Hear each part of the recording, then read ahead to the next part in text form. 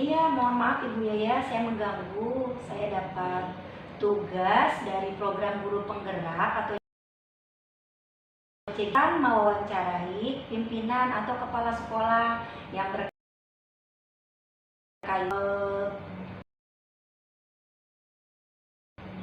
dilema etika, benar PS benar, di mana yang terjadi itu seseorang harus memilih antara dua pilihan, di mana kedua pilihan itu secara moral benar tetapi bertentangan.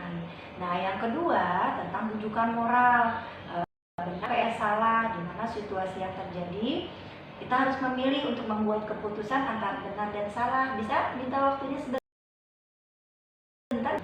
Semoga saya bisa memberikan informasi tentang dilema dan rujukan moral.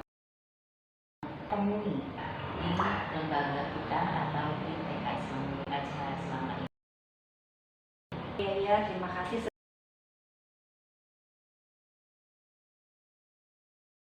Sebelumnya Ibu, bagaimana Ibu dapat mengidentifikasi yang merupakan dilema Ibu? Oke, baik. Mungkin tentang dilema etika ya. Sebetulnya kasus di sekolah kita itu banyak sekali yang kita temukan. Cuma kita melihat mana harus angkat kita atasi atau kita pecahkan. Ini kita bisa pecahkan seperti itu. Warga sekolah bisa memecahkan masalah dilema etika ini ya, tanpa orang tua. Alhamdulillah ya.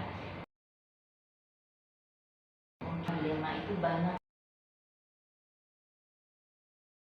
Sekarang sekolah saja di rumah dengan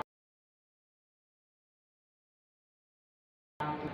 Tapi yang sering terjadi dan sering kita temukan lepasnya anak dari orang tua itu. Oke, jadi mengidentifikasi kasus-kasusnya ini di di tingkat TK ini juga lumayan banyak ya kasus-kasusnya ya Bu ya. Bagaimana nih Ibu menjalankan pengambilan keputusan di kasus di mana ada dua kepentingan yang sama-sama benar atau sama-sama mengandung? Ya, baik. Yang pertama mungkin kita melihat dari studi kasus ini atau dari dilema etika ini. Kira-kira bisa kita ini dengan guru ya. Pertama kita bicara dulu dengan guru tersebut. Ini suka terlambat ya, apa masalahnya? Nanti ibu guru yang akan mencari tahu juga. Mungkin yang bertanya kepada siswa tersebut, kenapa terlambat, kenapa sering sekali ya, setelah kita mencatat dari anak-anak dengan yang lainnya. Kita pecahkan bersama dengan warga sekolah. Jika memang bisa kita atasi masalah ini atau dari pemecahan masalah yang kita atasi bisa kita atasi bersama, insya Allah kita tidak dengan orang tua. Bertemu dengan anak tersebut, ini model dengan di TK itu kan kita nggak bisa hukuman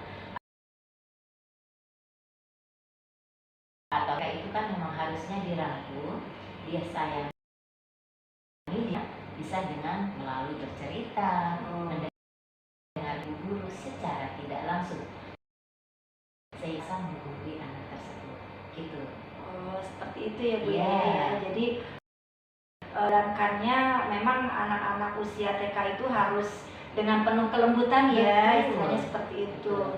Nah, di sini langkah-langkah atau proses seperti apa sih yang dilakukan selama ini nih? Dengan itu.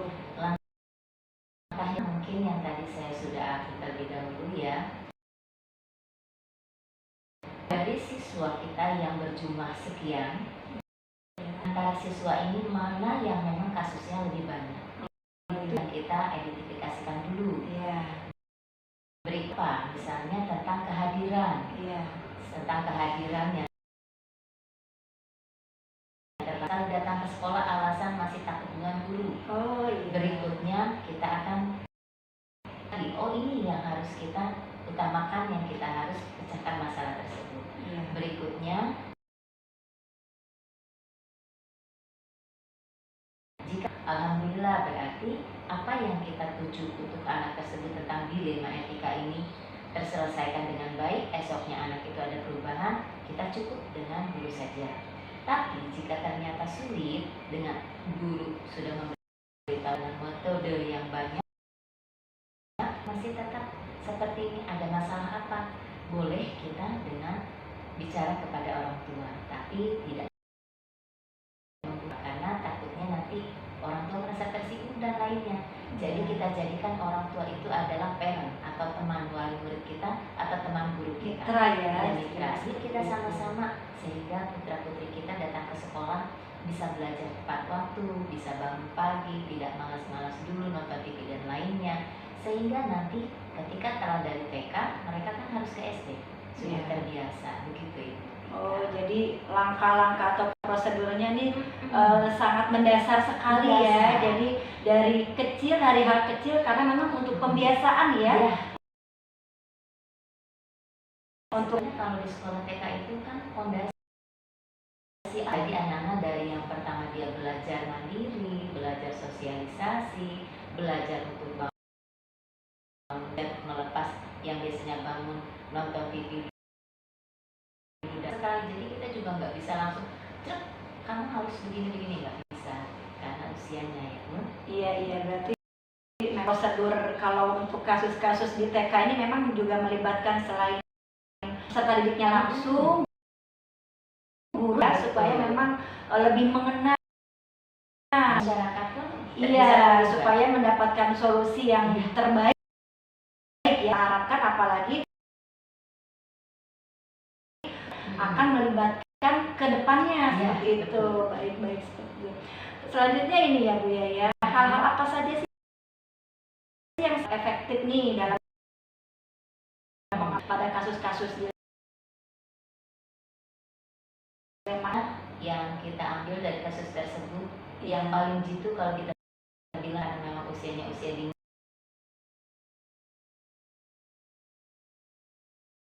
Yang pertama tadi kita bilang karena anak itu kan hampir senang dengan dongeng ya. Jadi di situ kita mau nilai moral. Insya Allah mungkin dari situ seperti ini mungkin itu. Pengambilan keputusan yang menurut Bu ya menasihati tapi jadi dia nggak bisa langsung dikasih hukuman dan jadi melalui dongeng atau cerita seperti itu. Jadi mereka lebih mengena. Setelah itu kan pasti kita akan melihat ternyata hasilnya nanti anak ini sudah mau bangun pagi, tidak terlambat ke sekolah dan tidak malas untuk ke sekolah. Kita langsung nanti memberikan yang namanya reward atau penghargaan, sehingga anak itu merasa di hati, wah aku sudah bisa berubah, baik menurut ibu guru. Besok aku akan baik lagi, walaupun bukan memberikan hadiah yang bentuknya uang atau lain, tapi kita sehingga mereka mengerjakan anak-anak itu yang sudah dari bangun pagi dan lainnya merasa seperti itu. Jadi hal-hal tadi yang sudah Bu Yaya anggap efektif itu kan itu sudah sepertinya sudah cocok lah untuk anak-anak. Nah kalau hal-hal seperti itu kan memang ada yang sudah kita anggap efektif tapi kan ternyata tidak, terkadang dalam praktek lapak tangan ya Bu Yaya ya. Nah di sini hal-hal apa saja nih yang sebagai tantangan dalam pengambilan keputusannya itu Bu Yaya? Nah tantangannya di sini mungkin seperti ini ya Bu. Karena sekolah pertama kan itu adalah rumah. Satu rumah. Di sekolah mungkin kita sudah memberikan asupan atau memberikan moral-moral seperti ini. Itu yang kita bilang untuk anak-anak ada aturan di sekolah, aturan di kelas, tapi kadang di rumah nanti berbeda. Sehingga kita tidak konsisten. Itu perlunya setelah itu kita kerjasama dengan orang tua tadi. Kita komunikasikan komunikasi dengan orang tua, Bun. Nanti kita harus searah bersama. Sehingga nanti apa yang kita sampaikan kepada anak di rumah pun dibiasakan. Sehingga anak kita merasa, oh ternyata memang benar. Kalau bangun pagi nanti kita mendapat hadiah atau kita keuntungannya tersendiri. Nah, banyak lagi bertemu dengan ibu. Tantangannya memang juga agak sulit ya, apalagi anak kecil, anak yang dari rumah tuh sudah terbiasa sama orang tua. Lebih banyak itu mencontohkan, itu tantangannya lebih ini ya, lebih karena malahan yang mencontohkan adalah orang tuanya. Seperti itu ya, baik Bu ya. Untuk selanjutnya nih, dalam penyelesaian kasus dilema etika ini, apakah tentu yang sudah dilakukan dengan sekolah ini, terus apakah langsung diselesaikan di tempat atau memilih jadwal untuk menyelesaikannya, mungkin dalam bentuk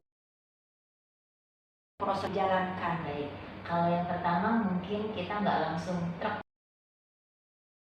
ya, nanti kita bicarakan dengan guru misalnya, dengan ibu guru kelas. Setelah dengan ibu guru kelas kita sudah sosialisasikan dari semua warga guru,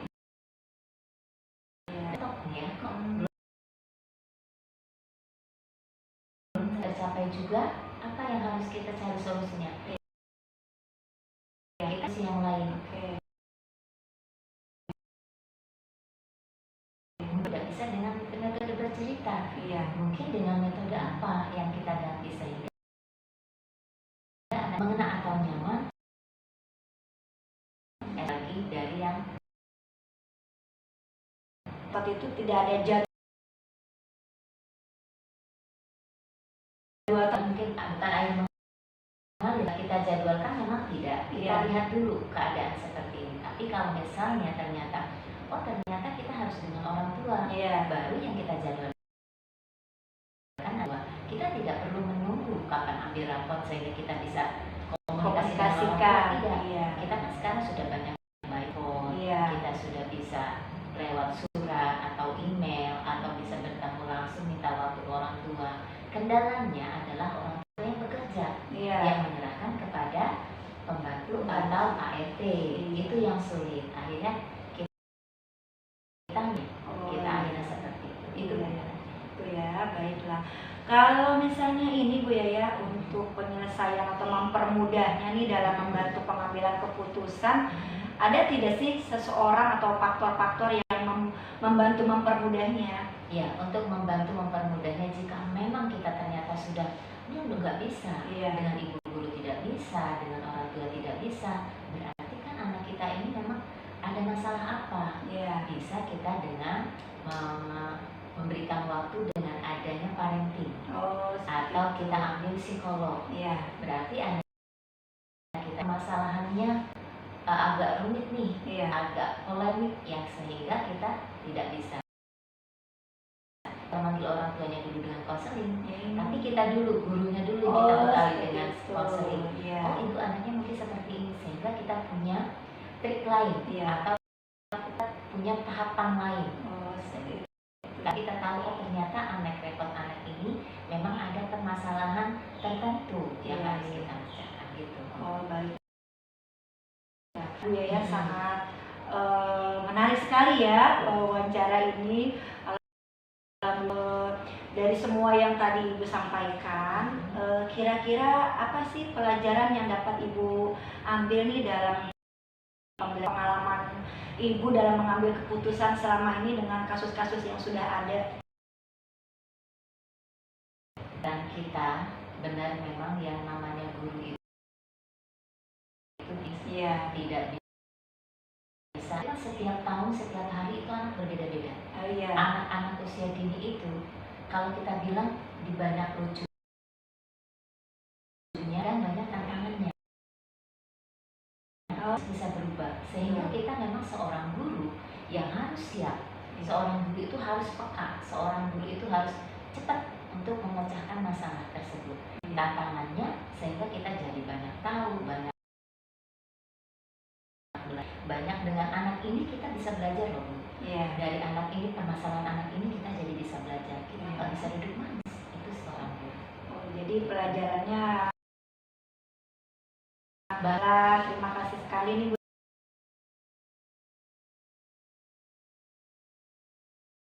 Oke, baik Ibu, kita bisa mulai ya. Ya. Iya. Selamat siang Ibu Sisda yang cantik. Selamat siang juga Ibu Tika. Iya, maaf Ibu mengganggu waktunya nih. Saya ada tugas dari kegiatan calon guru penggerak tentang dilema etika dan bujukan moral nih Ibu. Saya diharapkan untuk dapat mewawancarai kepala sekolah atau pimpinan. Kira-kira minta waktunya sebentar ya Ibu. Mohon maaf mengganggu. Siap Ibu, siap. Siap, saya terima. Iya, baik Ibu. Dari tentang dilema etika ini kan benar PS benar nih, dimana ada situasi yang terjadi ketika seseorang itu harus memilih antara dua pilihan, dimana kedua pilihan itu secara moral benar tetapi bertentangan. Nah, sedangkan kalau bujukan moral itu benar dan salah melawannya, yaitu situasi yang terjadi ketika seseorang harus membuat keputusan antara benar dan salah. Nah, di sini yang ingin saya tanyakan adalah selama ini Ibu sebagai pimpinan atau kepala sekolah, bagaimana nih mengidentifikasi kasus-kasus yang merupakan dilema etika atau bujukan moral, Bu? Oke. Sebetulnya pertanyaannya agak menjebak dan agak susah juga ya. Oh gitu, ya. Kalau sudah bicara dilema, agak sulit juga, apalagi masing-masing itu butuh kebijakan. Iya. Nah, kalau saya untuk pengambilan keputusan kebijakan, saya pasti biasanya sebelum mengambil keputusan saya akan pikirkan dulu atau saya akan bahas dengan tim, terutama yang berhubungan dengan sekolah, bisa berhubungan misalnya orang tua murid atau anak didik, itu saya tidak sembarangan karena ini kan mencakup hati orang dan kepribadian orang ya. Jadi kita dalam mengambil keputusan itu harus hati-hati untuk kita. Jadi saya bicarakan dulu ke tim, dimanakah yang duluan saya harus ambil, apa yang A atau keputusan B. Tapi kita lihat di satu posisi yang paling harus didahului mana. Nah itu sih Bu yang kira-kira keputusan yang biasanya saya lakukan sebagai pimpinan dan sebagai kepala sekolah. Jadi tidak saya saja memutuskan, saya juga dengan tim, mungkin dengan wakil kepala sekolah, dengan guru, ya kan? Karena kan kepala sekolah walaupun tahu tapi tidak sepenuhnya tahu. Oh iya. Ada wakil, ada gurunya. Jadi seperti itu. Nah, kalau ketika orang ini sudah sepakat kita, maka itulah yang terbaik yang kita ambil. Seperti itu Ibu. Oh iya, baik Ibu. Nah, sekarang kalau selama ini bagaimana nih Ibu menjalankan pengambilan keputusan di sekolah ya, terutama untuk kasus-kasus di mana ada kedua kepentingan yang sama-sama benar atau yang sama-sama mengandung nilai kebajikan? Selama ini yang saya lakukan ya hampir sama seperti yang tadi. Pasti kebajikan itu yang paling utama ya Bu. Ya. Ya Bu, walaupun benar, tapi ada juga hal yang benar tapi tidak mengandung kebajikan, itu juga kita sudah harus pilah-pilah juga. Karena sama seperti tadi kita bilang agak susah karena dilema. Iya, dilema ya. Baik. Seperti makan buah si malakama. Oh gitu. Kalau makan ibu yang kena, tidak makan ayah yang kena. Jadi harus ada yang dikorbankan juga, tapi dikorbankan itu tidak harus sampai merugikan sekali, tetapi mungkin yang didahulukan kali ya, bahasanya yang paling tepat itu yang didahulukan. Nah itu supaya masing-masing pihak itu bisa menemukan solusi atau kekuatan gitu. dalam keputusan yang saya ambil. Iya. Nah, kalau untuk seperti hal itu gitu ya Bu, prosedur atau langkah-langkah seperti apa nih yang biasanya Ibu lakukan? Kalau misalnya memang ternyata tadi kan menurut Ibu ada seperti sebuah simalakama gitu ya. Nah, langkahnya seperti apa nih biasanya yang memudahkan seperti itu Bu? Sebetulnya dibilang mudah tidak juga, dibilang sudah tidak juga. Jadi gampang-gampang mudah, mudah-mudah gampang, Oh atau gitu ya. susah-susah gampang, Iya. begitu. Mm-mm. Biasa step yang kita ambil pasti kita berunding dulu Hmm. antar pimpinan, Iya. antar guru, Iya. antar wakil kepala sekolah atau tim yang terkait. Oh, seperti Jadi itu. Iya. sesudah kita menemukan, baru kita mungkin memanggil permasalahan atau memanggil orang tua atau anak, Oh. ya. Mm-mm. Supaya kita harus menjelaskan kepada mereka bahwa keputusan yang diambil oleh sekolah ini sebabnya seperti ini. Oh. Keputusan yang tidak diambil oleh saya atau kepala sekolah karena seperti ini. Jadi kita harus memberikan jawaban kepada permasalahan yang kita temukan supaya semuanya bisa berjalan dengan baik dan lancar aja. Oh, baik kalau seperti itu. Lalu hal-hal apa saja nih yang selama ini yang Ibu anggap efektif nih dalam pengambilan keputusan tadi, Bu? Yang efektif. Efektif ya. Iya. Selama ini yang saya dalam pengambil keputusan itu kalau mengenai program sekolah pasti sesuaikan dengan program sekolah. Karena kan kita setiap setahun itu kan punya program sekolah. Program sekolah itu terdiri dari semester 1, semester 2. Jadi kita nggak boleh lari sih dari program sekolah itu. Oh, iya. Atau rencana-rencana yang lain yang sudah ditetapkan oleh sekolah itu. Terus itu yang paling baik sih. Oh, Tidak seperti itu ya. menyiapkan aturan, Oke. tapi bisa juga kita merubah mengenai keputusan. Misalnya tiba-tiba seperti contohnya sekarang Idul Fitri ya. Iya. Idul Fitri itu kita cuma hanya merencanakan tentang pembagian takjil saja. Oh. Itu kan satu hal kebaikan ya. Iya, betul. Sudah kita lakukan. Iya. Oh ternyata ini liburannya lama banget nih. Masa liburan tanggal 17 sampai Iya. tanggal 2 Mei. Iya. Orang tua kadang-kadang mikir ini masa sekolahnya cuma banyaknya liburnya. Iya. Saya pikir lagi Iya. itu di luar sana. Iya. Saya bikin ada di taman bacaan itu lomba mewarnai untuk Oh, TKSD. iya. Yang di luar dari program, tapi itu kebajikan. Terus Iya, kita betul. buka lagi sembako murah yang tidak ada di program kita. Oh, Sembako murah. begitu. Tujuan sembako murah adalah supaya lingkungan atau orang tua yang kurang mampu bisa lumayan mengikuti lebaran atau bikin ketupat lebaran. Iya, Seperti itu. hebat sekali, Jadi itu di luar luar biasa. Jadi keputusannya harus diambil karena Iya. kan ya memang sudah untuk kebaikan dan kebajikan untuk semua orang ya kita harus ambil seperti itu Bu, contohnya. Wah, hebat sekali nih, keren deh pokoknya. Terus kalau seperti itu gitu Bu, ada nggak sih tantangannya Bu? Kalau untuk pengambilan keputusan seperti tadi, pasti ada tantangannya dong. Contoh satu tantangannya Bu. Tantangannya pertama satu, guru yang sudah libur pasti dia harus datang dong, pasti dia agak ngomel-ngomel dikit lah ya kan. Tapi kita kasih Iya. penjelasan. Betul, betul. Kita kasih penjelasan bahwa ini tujuannya untuk menolong orang Iya. semuanya di lingkungan kita, orang tua yang tidak mampu. Iya. Ya lumayan biasanya beras 10.000 jadi 5.000. Siapa yang Iya, nggak mau? oh, pasti dong. Berduyun-duyun. Iya, pasti itu. Jadi itu tantangannya satu itu contohnya ya Bu ya. Satu. Oke. Iya, baik.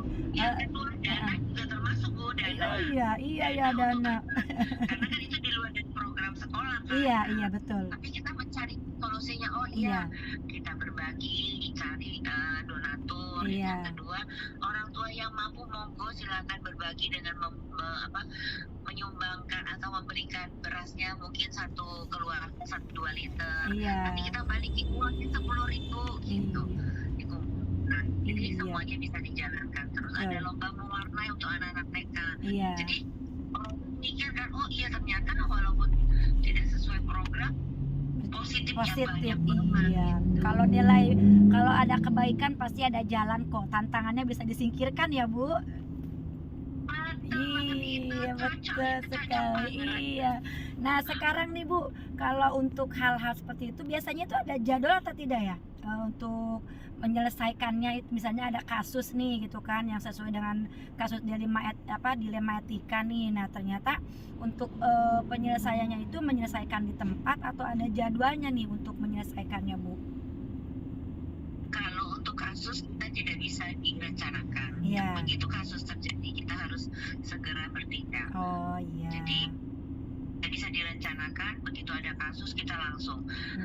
Saya pengalaman sendiri kalau yang namanya kasus itu tidak bisa ditunda atau menunggu nanti dulu, nggak bisa, karena nanti akan ceritanya akan panjang lagi, ke murid dan ke orang tua. Jadi begitu ada kasus langsung dipanggil. Dan saya tipe orang yang sebelum kasus itu jadi saya sudah antisipasi. Jadi misalnya ada saya dengar nih ketidakpuasan antara orang tua dengan guru saya.